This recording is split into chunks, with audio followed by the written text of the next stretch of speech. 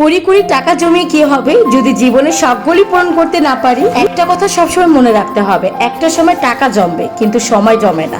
তাই সুযোগ এলেই সবাই ঘুরে নাও, হাসো, বাঁচো, এনজয় করো। হ্যাঁ, আমরা এটা মানি, টাকা পয়সা জীবনেরই একটি অংশ, কিন্তু পুরো জীবনের জন্য নয়। লাইফে যত ব্যস্ততাই থাকুক না কেন, সবার আগে নিজে পরিবারকে সময় দিতে হবে, কারণ পরিবারকে সময় দেওয়ার মতো সুখ আর কোথাও নেই। আমার মনে হয় জীবনে আসল বিলাসিতাই হলো পরিবারের সাথে সুন্দর সময় কাটানো। তাই আজকের এই মুহূর্তগুলো ক্যামেরায় বন্দি করলাম, যেন মনে থাকে সুখ কিনতে কিন্তু টাকা লাগে না, লাগে মনের শান্তি আর পরিবারের ভালোবাসা। ঘরের কাজ দেওয়ায় নিজেকে সময় দিতে পারছিলাম না, অনেকদিন ধরেই বের হতে পারছিলাম না।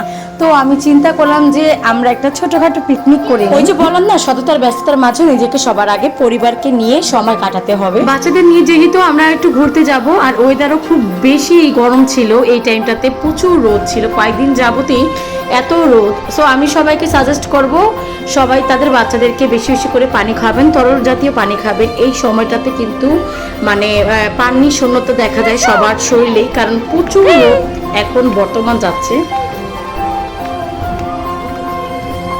সবাই চলে যাচ্ছি আমাদের কাঙ্ক্ষিত জায়গায়। সো আজকে অনেক এনজয় হবে। গাছের ফুল ছেঁড়া নিষেধ। Hi, hello. তো আজকে আমরা চিন্তা করেছিলাম যে আজকে আমরা গার্ডেন ঘুরবো না, আমরা ওয়াটার পার্কে থাকবো। সো আমরা সবাই বের হয়ে গিয়েছিলাম এবং প্রস্তুতি নিয়েছিলাম যে আমরা ফাইনালি শুরুতেই আমরা ওয়াটার পার্কে চলে যাব।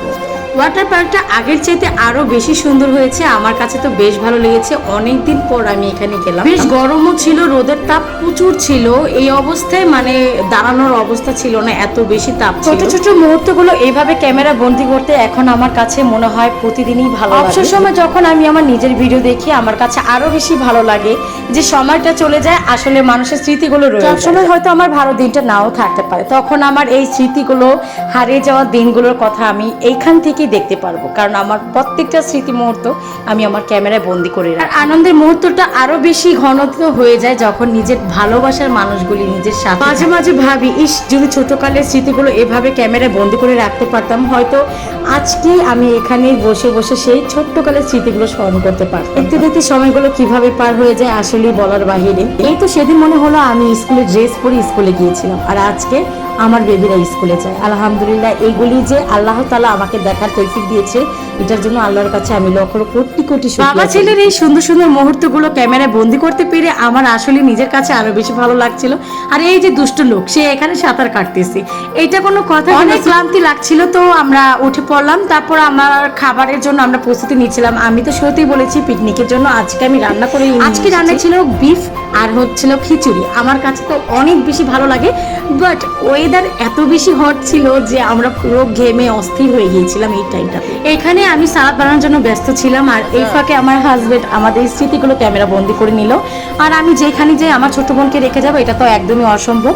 যদি মাঝে মাঝে ওর ব্যস্ততার কারণে হয়তো আমাদের সাথে যেতে পারে না, বাট আমি চেষ্টা করি আমার সব সময় আমার সব উৎসবে আমি আমার ছোট বোনকে কাছে রাখার জন্য। মাশাআল্লাহ মাশাআল্লাহ, যুবরাজের এত সাহস, ছোট থেকেই সে পশু প্রেমী। মেঘের স্পর্শে যেন আমি চলে আসলাম। হ্যাঁ, আমার কাছে এটাই ফিল হচ্ছিল যেন একদম মেঘের মতো।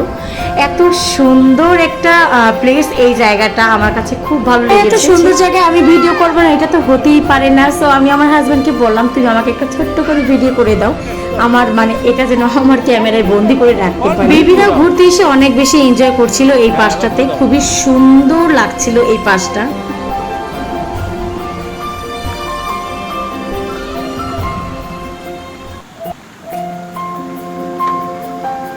এরপর চলে আসলো আমাদের ইউটিউবার নাজমুল ভাই। তার কিন্তু ইউটিউবে একটা ভালো পেজ আছে, যেখানে সে মানে ভিডিও আপলোড দেওয়ার সাথে সাথে অনেক অনেক ভিউজ হয়ে যায়। বাট আমার ক্ষেত্রে একদমই উল্টো, আমি ফেসবুক নিয়ে কাজ করে আর সে হচ্ছে ইউটিউব নিয়ে কাজ করে। তারপর আমাদের যেহেতু এন্ট্রির সাথে একটা করে রাইডস ফ্রি ছিল, তো আমি আমার হাজবেন্ডে চলে গেলাম রাইডসে, খুবই ভালো লেগেছে। ছোট বোনকে জিজ্ঞেস করলাম তুমি কিসে উঠবে, সে অনেক বেশি কনফিউজ ছিল। ফাইনালি আমরা উঠে গেলাম ট্রেনে। আমার ট্রেনে আসলে অত ওঠার ইচ্ছে ছিল না, বাট বেবিদের জন্য আমি উঠলাম। আমাদের মতো ঘুরতে কাদের ভালো লাগে অবশ্যই কমেন্ট করে জানাবেন। আজকে ভিডিও এই পর্যন্ত, আল্লাহ হাফেজ।